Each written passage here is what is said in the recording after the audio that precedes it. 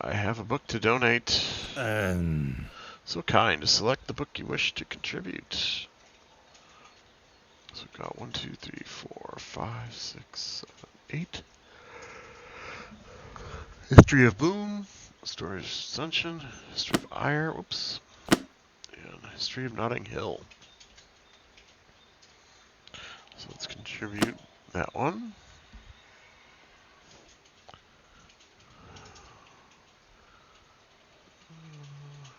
Yep.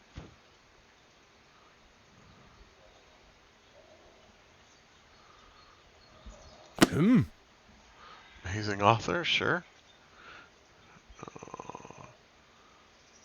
Okay. Let's read through all the books here first. Alright, we'll go through the history. There's 8 volumes here. 8 volumes. First one, History of the Realm, Volume 1, The Age of Mythology. 5,000 years before revival, there was nothing but darkness. Gods created the elements and spread people around the realm. Then 4,000 years before revival, the wonder of 9 elements built across the west. Moon, sun, space, ground, water, air, wood, fire, lightning. The 9 elements. And 3,000 years before revival, the wonder of sacrifice was built in Kai. They established the 131 acts of conjure. That's a book too. 2,000 years before revival, the wonder of fascination was built into Shikyomo. Its purpose is unknown.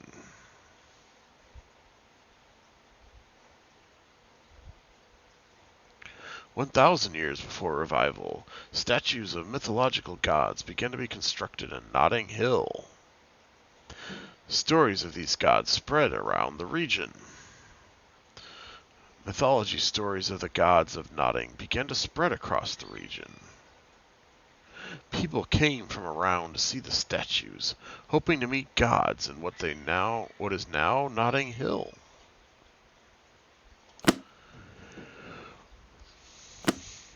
The History of the Realm, Volume 2, The Age of Notting. We're now 500 years before revival. Notting was born in what is now Notting Hill. He was an inventor, general, and a great leader of his people. He used better armor, tactics, and taxing the lands he conquered to start a lasting empire. The empire spread from Ingus Rock to Ascension. He gathered a fortune of iron, silver, and gold for his people. 450 years before revival, his son Notting II tried to extend the empire into the north. He prepared an army at Riverton and marched towards Clydesdale. Ire, a strong and brave man of the north, led the north to victory over the empire. And Ire chased the Notting army all the way to Riverton. The two sides came to a truce. They had a feast at Riverton and traded supplies and stories.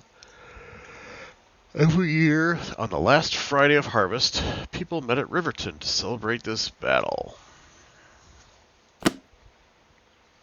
Okay. Next, The History of the Realm, Volume 3, The Age of Magic. Now at 112 years before revival, the great Maho discovered magic. It is suspected that the Temple of Fascination was key to the discovery. 105 years before revival, Maho started a school where he taught 6 students. Those 6 students each form the major 6 schools of magic: enchanting, conjuration, necromancy, illusion, entropy, and revision. Necromancy, I think, is Yuma over in Egglesdotter. Enchanting is probably in Cantanto. Illusion is the Prince of Thieves in Ingress Rock. 97 years before revival, Christoph I of the Notting dynasty made the Ascension Agreement with Maho. The Empire would send silver, gold, and ingredients from magic. It makes sense because it was 105 years before revival and we're 200 after. And necromancy said she's been banished for a long time. So like 300 years. Yeah, that makes sense. The Empire would send silver, gold, and ingredients from magic. In return, the Empire would receive shipments of enchanted items. Ascension rose as a wealthy trading port for enchanted goods. 72 years before revival, Maho succumbed to illness. Maho left Shikiomo under the shared counsel of his 6 students. The students voted on the issue of whether necromancy should revive Maho. I see. Necromancy's coming up. That's what Incantano was complaining about. And necromancy voted no, warning that magic must be used carefully. Entropy voted no, arguing that the magic should not interfere with death. Enchanting, conjuration, illusion, and revision all voted yes. Necromancy voted no and refused. Enchanting imprisoned necromancy to force her to revive Maho. Gee, I wonder why she doesn't want to go back. Illusion tried to trick her into reviving Maho. But necromancy disappeared the next night, leaving the council with 5. 52 years before revival, the great Christoph I died gracefully of old age. The empire was split between his 2 children. Christoph II got Notting Hill, and Louis I got Ascension. This is Volume 3. Alright, Volume 4, The Age of Destruction. 44 years before revival, an army came from beyond the mountains. They were led by Jakku, a fierce and ugly warrior leader from faraway Ailsdottir. Jakku took Kazujan and marched toward Notting Hill. Christoph II asked his brother Louis to send help. Louis sent a meager army to Notting Hill, which angered Christoph II. Jakku raided Notting Hill of wealth and enchanted weapons and armor. Christoph II fled with his army. And 42 years before revival, 2 years later, Christoph II appealed to the Council of 5 for help. Revision voted not to help, arguing that magic should not be used to kill. Entropy voted not to help, arguing that magic should not interfere with death. But Enchanting, Illusion, and Conjuration voted to help their trade partner. Conjuration led an army of conjured monsters across the continent. His monsters were too strong for him, and he lost control while crossing the Empire. His monsters killed him at the Great Plains, and they went wild across the Empire. The raiders went back home past the mountains. To this day, these monsters still roam the world. Louis I threatened to retaliate. Not sure against what, but he threatened. 39 years before revival, the Council of 4 voted what to do. They're down to 4 because they lost Conjuration. Revision voted to make peace. Entropy voted to make war. Illusion and Enchanted voted to use magic to take control of the Empire peacefully. Illusion then used his magic to influence Louis I to relinquish power to him. Oh boy. Enchanting nullified the agreement of Christoph I and the Great Maho. Oh. Revision left the council upset at the deceit and greed. Oh no. Christoph II yielded to all the requests of the council. The North refused to yield to their requests. 32 years before revival, which is about 7 years, has passed now. The Council of 3 voted on the issue of the North. Enchanted voted to continue negotiations, but Entropy and Illusion voted to attack the North and bring it under control of their empire. So Entropy, 100 sorcerers, and 10,000 soldiers marched across the North and captured Clydesdale.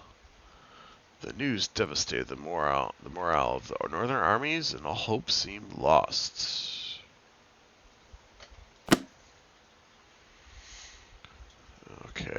The Age of Destruction, the Age of Revival. 24 years before Revival, Army of Entropy marched towards the entrance to Ire. A man known as Savior gave a speech to rally the army's spirits.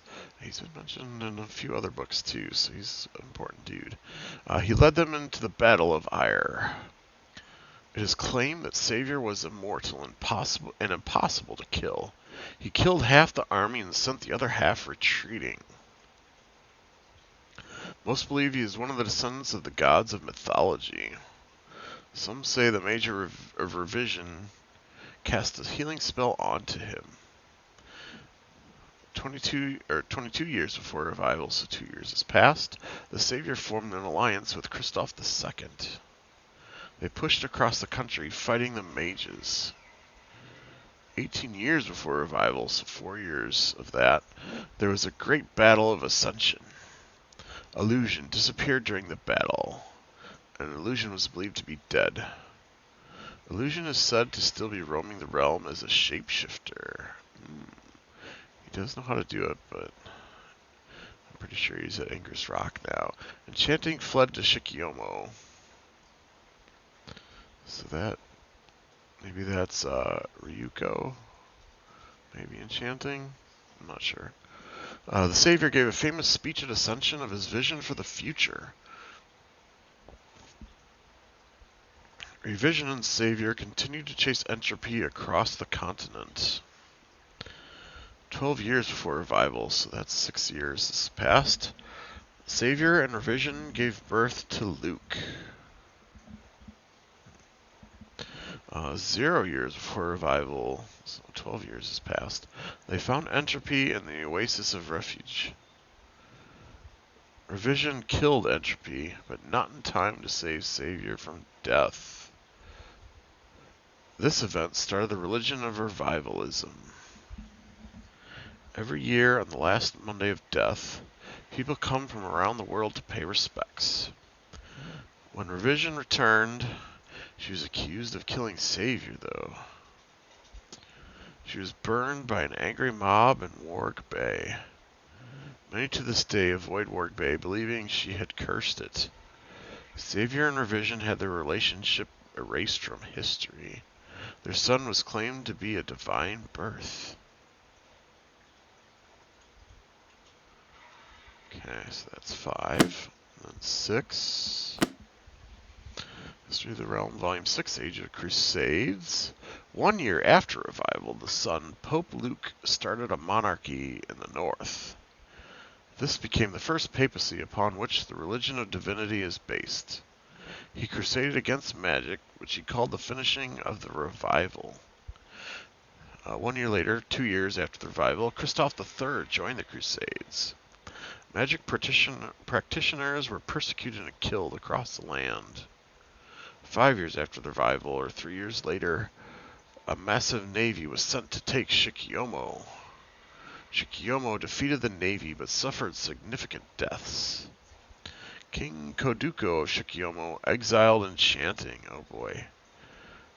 Koduko shut Shikiomo off from the world. Koduko ordered all of its magic to be thrown into the volcano. This day is now known as a day of reflection and is celebrated every year. Over time, the people of Shikiomo replaced magic with mysticism and philosophy.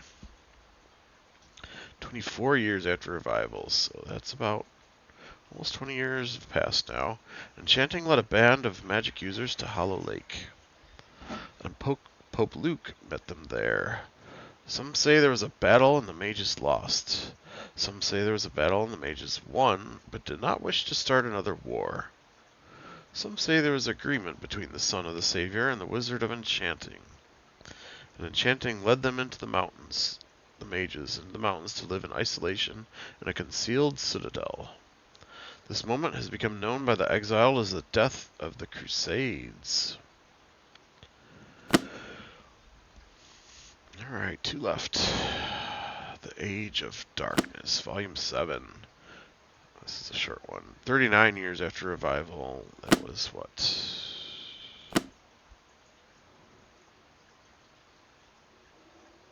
71? So this happened a little before. 39 years after revival, Pope Luke died and left the divine crown to his son Luke II. Dark days followed the Crusades. With the empire gone, people warred for power and wealth. Raids from the west became more frequent than ever. But Luke II showed no interest in fighting the wars or raids to the south. 71 years after revival, the Northern Kingdom stopped collecting most taxes south of the river. Despite this, the Northern Kingdom still claimed the whole continent as their land. And Christoph IV struggled to rule any further than Notting Hill amid the wars and all the raids. Okay, and then we're on Volume 7, the last one. The Age of Feudalism. 74 years after revival, castles were constructed to defend against raiders. The owners of the castles began a system of feudalism. In feudalism, people pledged their lives, lands, and goods to the Lord. The Lord gave them use of their lives, lands, and goods. In exchange, they would fight his battles and work their land. People devoted loyalty to castles for protection and not kingdoms, and feudal lords devoted loyalty to other feudal lords. Raiders began to become less common, but wars became common between the feudal lords. About 7 years later have passed now, or 81 years after revival, the power of feudal Lord Hertford gained power of ascension. He claimed the old banners of the empire, and he made agreements with feudal lords to allow them to locally govern their lands. 3 years have passed. 84 years after revival, Pope Luke III made an accord with Lord Hertford. Hertford would claim all his land would belong to the Northern Kingdom. He would also collect tithes for the church. Pope Luke III would grant him uncontested use of land and tithes. Hertford would get the blessing of the divine bloodline. Pope Luke III would be more legitimate. Christoph V responded by making agreements and deals with various feudal lords. Raids became less common. In recent decades, the world has begun to transform into a new age, the Age of Kingdoms. Okay. That's interesting. Oh, that one didn't have already in collection. Alright, so I have one. Alright,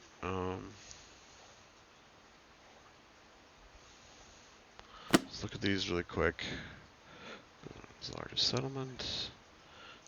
The extensive swampy peninsula known as Cape Pog has long been sparsely inhabited, although it has long been an important stop for sailors trading goods between the south and the north.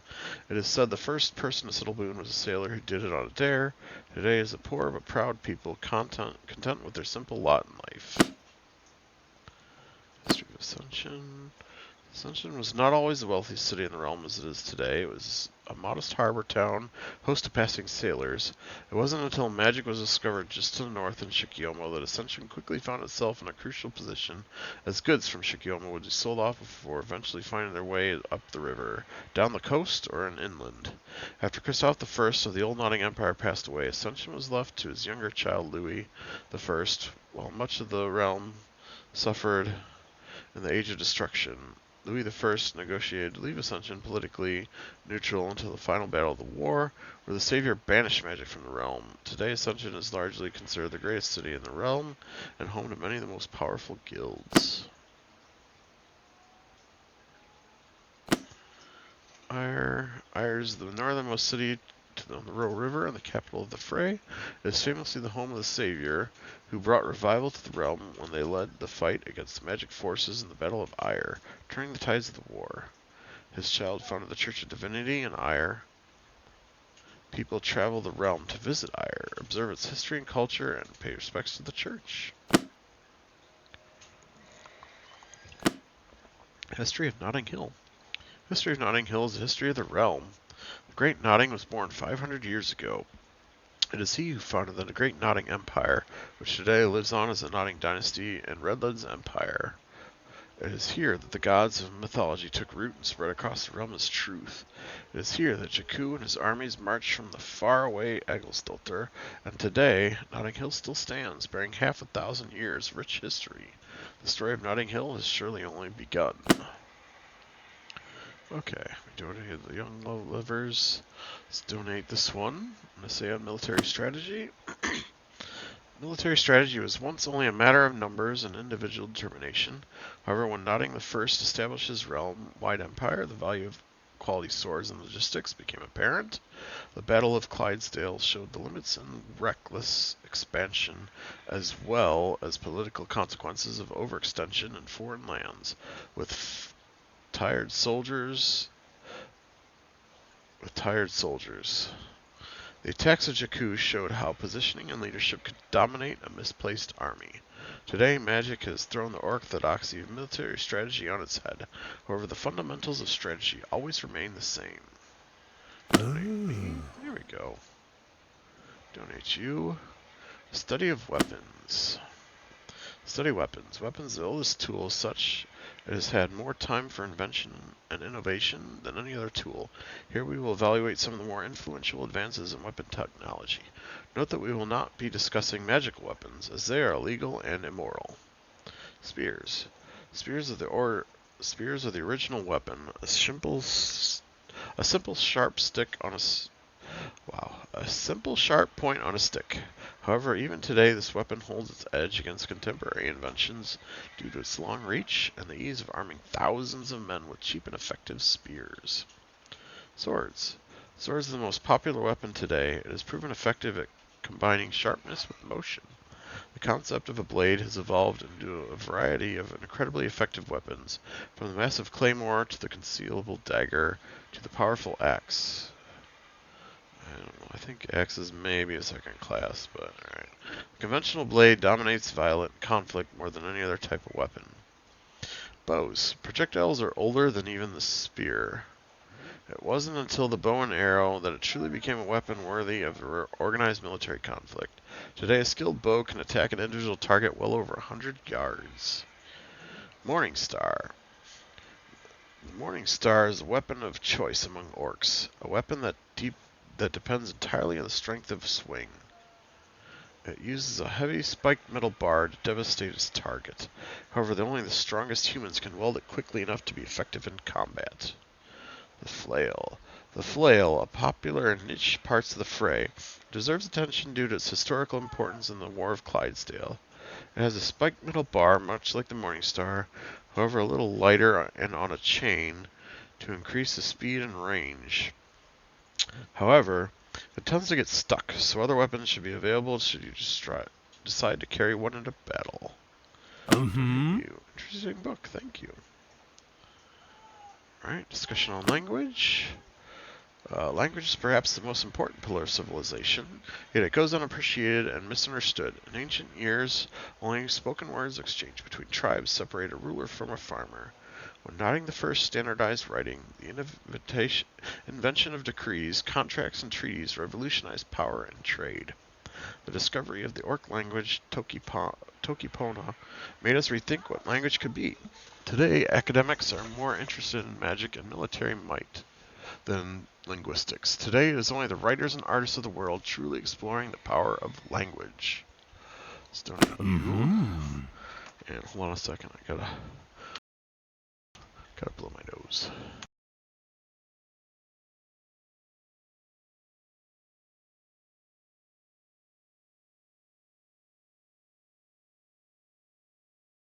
Okay, so doing that one is a critique of the art of Winston Robert. Oh, all right. Before Winston Roberts' art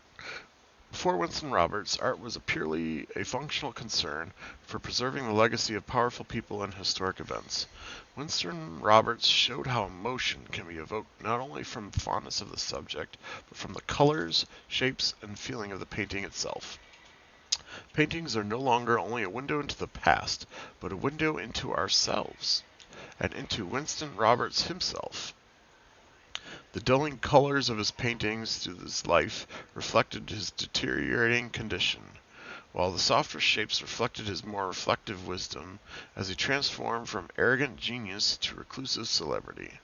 While many great artists have continued to his tradition of art with feeling, no one will ever match his brilliance with the brush. That's a critique, I guess. Ooh. Yeah, you can read that one soon.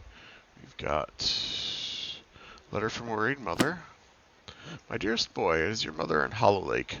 Why must you have left us for the faraway city of Ascension? Was Riverton not exotic enough for your tastes? No matter, I hope you are safe in Ascension. I've heard terrible stories from your uncle who visited 2 decades ago. I pray you found shelter, or even better, your senses and return home. We hope to see you home this harvest. Your room is still yours, and your bed is ready for your tired head to rest. But if nothing else, please write back. I'm sure you have plenty to tell. Thank you. How is the progress in the library now? We've made great progress, but we still have ways to go. Any recommendations? This is going to read it random. Let's try this one. Alright, early economic thesis. For countless centuries, trade was limited on common luxuries and trinkets. It wasn't until Notting the First founded his empire that resources began to be traded between far-off corners of the realm. With the invention of magic in Shikyomo, trade became an essential part of the political and military power. While today the old Notting Empire is fragmented and magic is illegal in most parts of the realm, the trade routes that were established dominate the present and shape the future. Silver has become the currency of trade, and gold has become the store of wealth for the powerful. Land is no longer only a practical concern, but also a matter of wealth, power, and legacy. Prices appear to emerge from countless individuals with different values, finding common ground and equilibrium with their wants and needs. As rulers look to cities over castles to exert regional power, understanding the factors that cause markets to grow and shrink will be the first step towards economic success among ever more educated and competitive kingdoms. Hey. Another book for you. Look at all these books we got. Ponderings of the Infinite. In the moment-to-moment passing of our lives, it is easy for our mind to be consumed by practical and immediate concerns. However, in the quiet moments of the night, the mind naturally wanders towards matters of its own existence. What is our mind? What are our thoughts made of? What is anything made of? Why do things change? Does time have a start, and more disturbingly, does it have an end? Are these questions even possible to answer, or are we doomed to spend the rest of our lives pondering the infinite mystery of our world? Get that one. We already have that one. Meditations on Isolation. Mine is a lake. It is not a lake, but a river. It must move at all times. It must change, and it must lead somewhere. If isolation does anything to the mind, it creates a dam. It allows you to swim to new depth. It allows control over the waters of the mind. But eventually, all dams break. Do not isolate the mind longer than it will hold, or your thoughts may become a flood that will not be stopped. There you go. Get that one too. Mathematical formula. Discover the length of the third leg of a triangle. Make each known legs a perfect square. Add the area of the two squares. And create of them a third square of equal area. Find the leg of that larger square. That leg is equal to the third leg of the triangle. Hooray, we're learning. There you go, you can have that one too. Merchant's Handbook. Being a merchant is a rewarding yet thankless job. A good merchant can bring wealth to the poor and power to the rich. A great merchant can bring wealth and power to themselves. The following 7 rules should be known by all merchants who wish to pursue their fortune. Never spend more than you have to. Don't buy what can't be sold. If no one is buying, or everyone is buying, you have set the wrong price. Treasure the customer who doesn't know the value of a coin. aka the Shapeshifter. Do not make an enemy unless it makes you a friend. Profit and risk travel together. Never make an offer you cannot honor. There you go. Get that one too. Advanced alchemy, huh? Modern alchemy has become increasingly dangerous and requires ever more rare ingredients. In hope to accomplish miracles previously thought impossible, the most powerful and dangerous monsters often make the most powerful and dangerous potions and poisons. Dragons in particular have been explored, as it has shown the most incredible and diverse effects for the alchemist. However, it is important to remember that precise tools made of silver being used by masters of the craft are just as important as the ingredients placed into them. Hey. That one too. Fairy tales for children. There once was a boy who was much over-trusting. His mama had left him to go to the market. She told him not to let anyone in except her. A few hours later, a knock came to the door. The boy opened it and exclaimed, "Mama, what are you wearing?" The woman responded, "I bought it at the market. Don't you like it?" The boy asked Mama, "Why does your voice sound different?" The woman replied, "I had a wonderful conversation and my voice is now sore." The boy was skeptical and asked, "Mama, why are you eating honey?" The woman then roared as she was a fierce black bear. The bear and the boy had an awful fight, and the boy was not so lucky. We're not shocked at all. Black bear versus a little boy. Let this be a lesson to the reader. Never allow a strange bear into your home when your mother is away. I don't know that he let him in. I mean, if it says your mama, you can open the door for it. But, okay. Ooh. Amazing author, yes. Lon Pease a la John. Oh, this one. Okay, hang on. Let me get my translator out for this one. I managed to find it, finally. I just had to remember what it's called. Huh. Alright, well. Okay, we'll just donate for now. I can try and come back again after the translation. Yeah, you have fun trying to read that one. Tragedy of Captain Tucker. Captain Tucker lived in Eldham Harbor as the captain of the SS Shadow. On his last day before retirement, he kissed his wife goodbye and set out to sea for one final time. A sudden storm swept the ship under raging waters. The captain washed up on a remote island. He survived on fish and crafted a makeshift ship. He used the stars to guide his way home. When he arrived home many seasons later, he found his home empty. The people of Eldham Harbor told the captain that his wife had left to search for him. The people of Eldham Harbor urged him to wait for his wife to return, but the captain refused. The captain left, and this time he never returned. When his wife returned, the people of Eldham Harbor told her that he had never returned, for if she knew that he had left a second time to search for her, the guilt would haunt her. Many years later, someone confessed his wife left that day to search for him and never returned.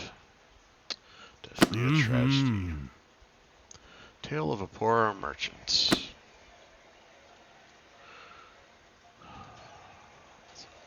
Close that. Alright. Tale of a Poor Merchant. There was a poor merchant from Boone who had no luck but bad luck. Every sale was premature, every opportunity had just been missed, and thieves would never forget to take what they needed from him. One day he decided to take a risk. If he was going to fail, he was going to fail spectacularly. He purchased a rundown ship, he fixed it up, and he looked for buyers. He sailed from the port to port looking for buyers. He refused to sell it for anything less than triple what he paid. After many years, he gave up, as he had many times before. He sailed back to Boone and discovered the port was missing. A massive storm had wiped out the docks and ships, leaving nothing but wood behind. He sold his ship for 4 times what he paid for it. He went home happy, not for the small fortune he acquired, but for the turn of luck in his favor. He got home to discover a pile of rubble. The storm had taken out his home. He was not sad about the house, for it was a small and unstable structure. He was not sad about the cost of a new house, for he had plenty of coin. He was sad because he knew his luck had not turned to his favor after all. But it was small and unstable. You can't expect it to survive that. He bought the boat back immediately and left for the life of a merchant behind. And he left the life of a merchant behind to become a sailor, for he had learned in his travels that the future matters less than the present. Still a good lesson. There you go.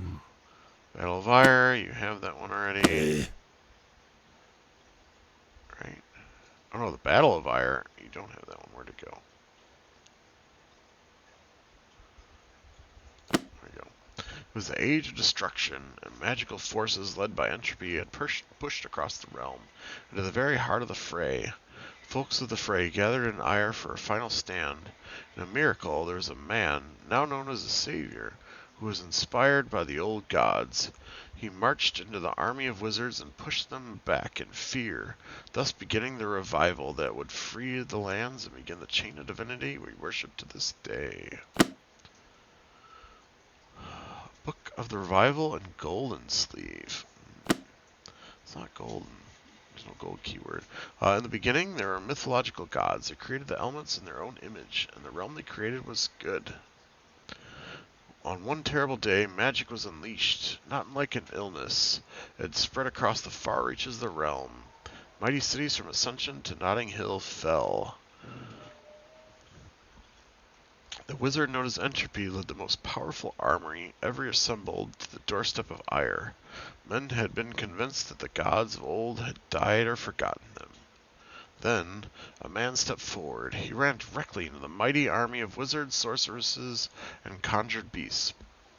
He took untold magical and physical attacks, but he was unharmed. He was invincible. He was a god, the god of revival, the god we now know simply as Savior, and he pushed the army back.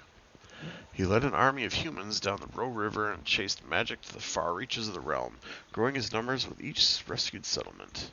He went west of the mountains to chase down the Wizard of Entropy.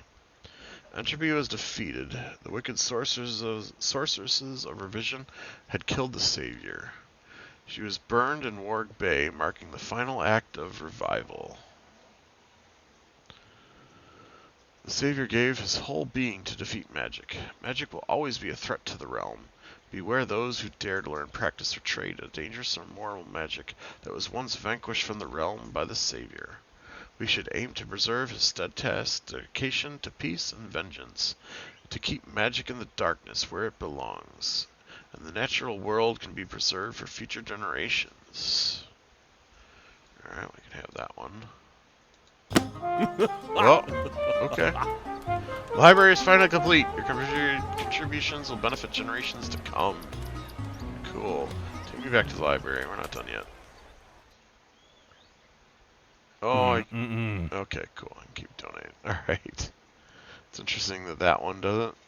Or maybe once you hit so many, I don't know, and keep donating, right? Yeah. In the beginning, there were mythological, the Book of Revival. In the beginning, there were Oh, that's just the normal one. I see. So in the golden sleeve and the regular sleeve. Okay. Mythology epic. Okay. In the beginning, before the realm had shape or weight, there were mythological gods living in the ether of reality. The 20 gods of mythology are as follows: water, sun, stars, moon, fire, time, clouds, fish, plants, ice, streams, love, madness, lightning, harvest, prey, peace, war, predator, and death. The gods of war and peace began to argue, as they were fundamentally opposed. Each had assembled 9 gods, and the 20 gods had an epic battle. This battle was so epic as to create the elements of our realm. When peace won the battle, the gods agreed that such a beautiful realm should have beings to observe the elements and remember its history. And so men and women were created. And so these are the 20 cards of the myth deck. Mythology for myth, right? Yes. There you go. You can have that one too. The greatest game of myth ever played. On the first Sunday of harvest, 163 years after revival, so this is probably about 40 years ago, two legendary myth players, George Ardian and Yasu Riemann. I wonder if that's Yasu, not Yoshimasa. Played the following game. George played Stars, Yasu played Moon, George played Madness, Yasu played Dreams, George played War, but Yasu played Love. George played Madness, Yasu played Dreams, George played War, and Yasu played Peace again. George played Time, Yasu played Dreams, George played War, Yasu played Dreams, George played War, and then Yasu played War and won. Myth game rules. I think I've read this one already, but feel free to read them over again.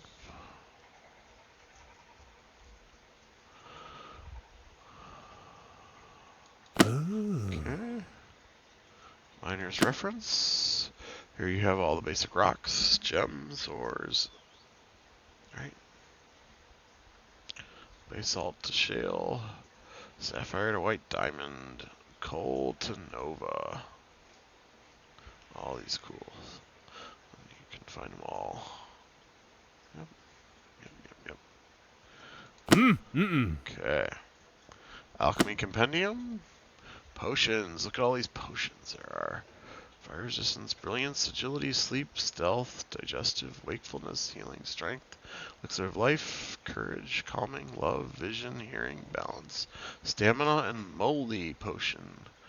And then the poisons. There's blue tears, nightshade, paralysis, frenzy, weakness. Solutions. You got neutral, water, moss, bacterial, fungus, acid. Aromatics. You got earthy, musky, sweet, and vibrant. Oh.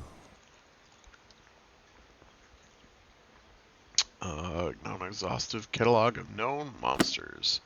Here we see all the monsters and monster parts we get. Look at them all. Aquatics.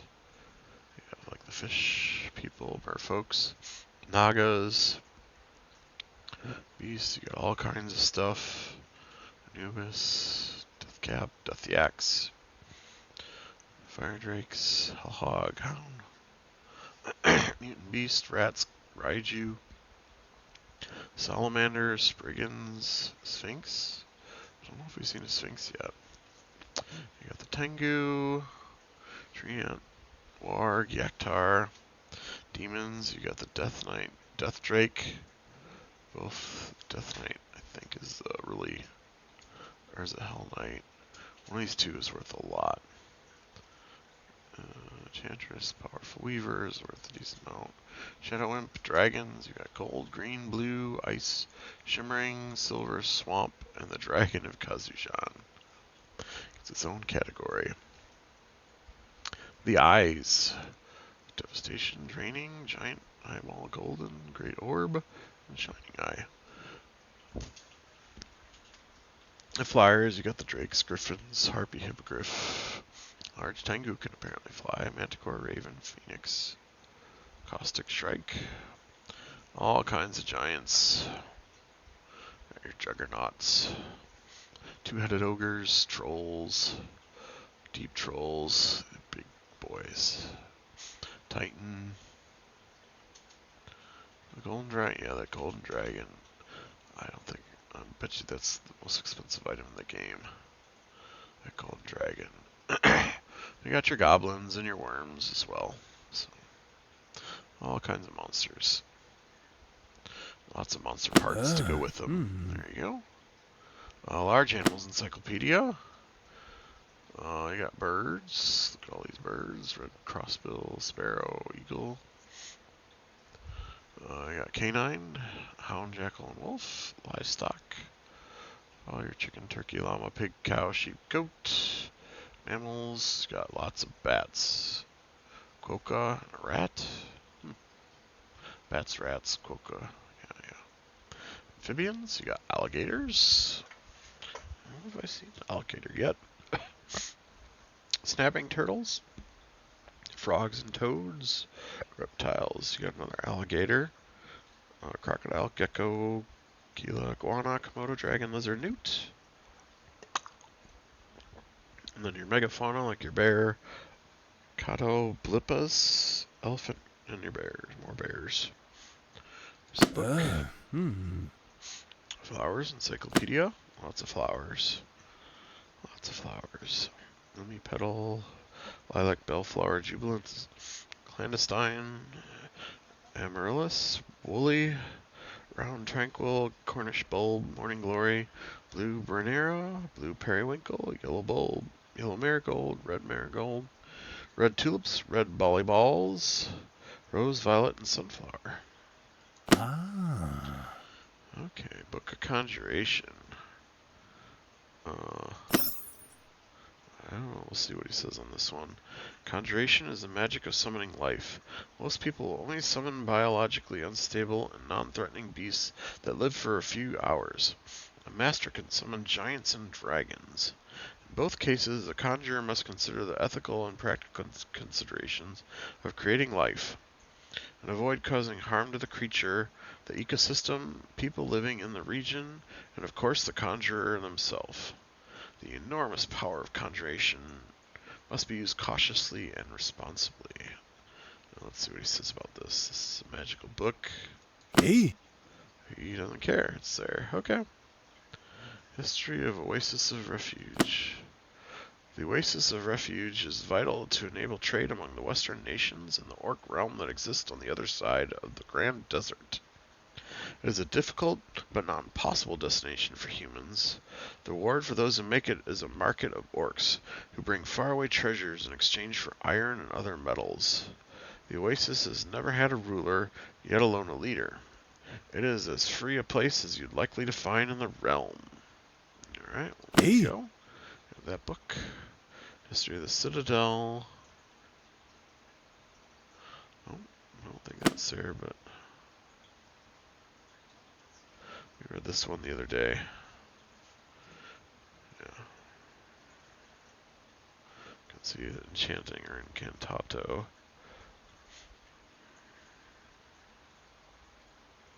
And the King of Thieves illusion.